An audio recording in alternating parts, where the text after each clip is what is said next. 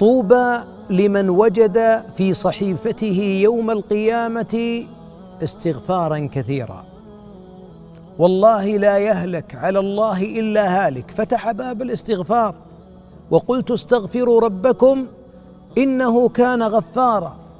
بشرنا الله أنه غفور، أي أنه يغفر الذنب ويستر العيب. فلماذا لا يلهج اللسان بالاستغفار مع أننا دائم الذنب؟ أحبابي، إن الاستغفار معناه ذل وانكسار بين يدي الغفور الرحيم، فإن الله يحب من عبده إذا أذنب أن يستغفر.